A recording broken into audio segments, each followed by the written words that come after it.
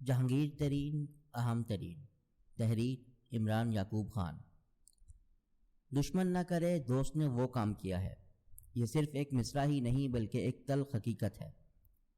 دوست جب دشمنی پر اترتے ہیں تو وہ آپ کو ازلی دشمنوں سے کہیں زیادہ نقصان پہنچا سکتے ہیں، اور اگر بات سیاسی میدان کی ہو تو یہاں نہ تو دوستیاں مستقل ہوتی ہیں اور نہ ہی دشمنیاں۔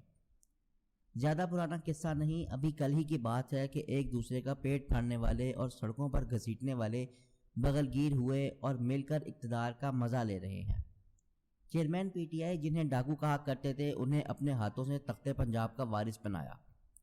جب انسان اپنی شہرت کی معراج پر ہوتا ہے یا اقتدار کے نشے میں چور ہوتا ہے، اس وقت اسے سمجھ نہیں آتا کہ دوستوں نے اس کے لیے دوستی کی کیا قیمت چکائی، لیکن جب وہ تنہا ہونے لگتا ہے تو اسے دوستوں کی اہمیت محسوس ہونے لگتی ہے۔ اگر ایسے میں آپ کے پرانے ساتھی ہی سامنے آ کھڑے ہوں تو سوائے پچھتاوے کے کچھ نہیں بچتا۔ تحریک انصاف کو اس وقت اپنی غلطیوں کا خمیازہ بھگتنا پڑ رہا ہے۔ پارٹی کا شیرازہ بکھر رہا ہے۔ وزیر داخلہ بار بار کہہ چکے ہیں کہ 9 مئی کے واقعے میں ملوث تمام کرداروں کے خلاف آرمی ایکٹ کے تحت کارروائی کی جائے گی۔ چیئرمین پی ٹی آئی کے خلاف بھی سانحہ 9 مئی کا کیس چل رہا ہے۔ اگر ان کے خلاف یہ الزام درست ثابت ہو جاتا ہے تو وہ بھی لمبے عرصے کے لیے سیاست کی دوڑ سے باہر ہو سکتے ہیں۔ ایسا بھی ہو سکتا ہے کہ ان کی سیاست ہمیشہ کے لیے ختم ہو جائے۔ ان کے کچھ ساتھی بھی اس بات کے منتظر ہیں کہ کسی پارٹی چیئرمین کی طرح ان کی سیاست کا خاتمہ اور وہ پارٹی کو ہائی جیک کر لیں۔ کچھ لوگ شاہ محمود قریشی کے بارے میں کہہ رہے ہیں کہ ان کو تحریک انصاف میں رہنا زیادہ سوٹ کرتا ہے۔ شاہ محمود قریشی اب جیل سے چھوٹ چکے ہیں، جلد ہی ان کی پوزیشن بھی واضح ہو جائے گی۔ دیکھنا یہ ہے کہ وہ اپنے پتے کیسے کھیلتے ہیں۔ کچھ سیاسی پنڈتوں کے مطابق چیئرمین پی ٹی آئی کو جہانگیر ترین کی یاد تو کافی آتی ہوگی، نہ بھی آئے تو میڈیا پر چلنے والی خبریں انہیں تشویش میں ضرور مبتلا کرتی ہوں گی۔ جہانگیر ترین ان دنوں کافی متحرک ہیں اور سیاسی کھلاڑیوں کی سنچری مکمل کر چکے ہیں۔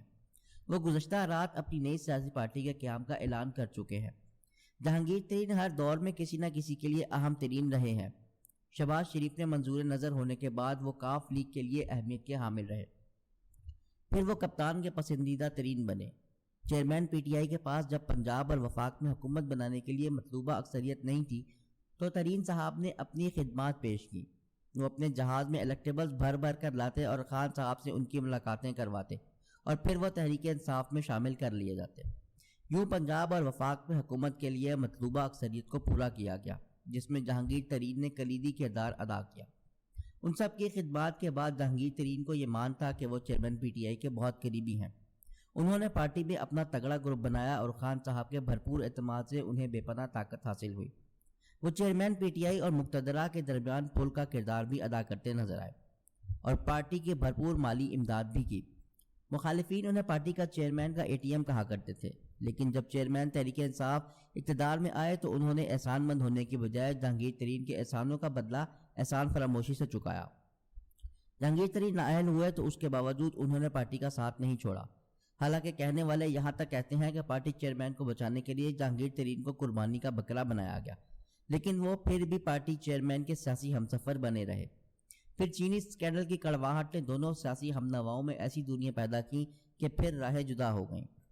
جب تحریک انصاف کے دور حکومت میں چینی کی قیمتیں آسمان سے باتیں کرنے لگیں تو شوگر کمیشن کی تفتیشی رپورٹ جاری کی گئی، جس میں ذمہ داروں کا تعین کرتے ہوئے جہانگیر ترین کو بھی ذمہ دار ٹھہرایا گیا۔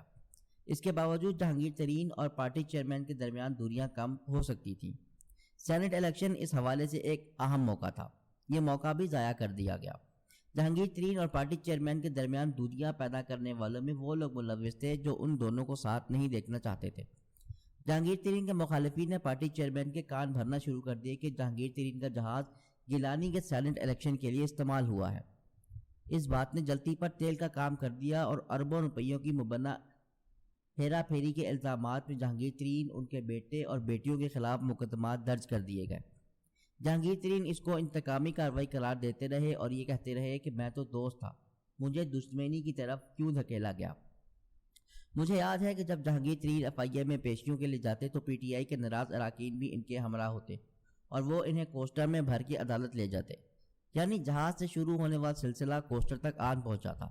لیکن تحریک انصاف ٹوٹنے کے بعد وہ ایک بار پھر سے جہاز پر سوار ہو گئے ہیں اور تحریک انصاف چھوڑنے والوں کو جمع کر رہے ہیں۔ فرق صرف اتنا ہے کہ اب کی بار وہ اپنی جماعت بنانے کے لیے سرگرم ہے۔ اب ترین صاحب نون لیگ، پیپلز پارٹی اور پی ٹی آئی کے ناراض اراکین کے لیے بھی اہمیت کے حامل ہے۔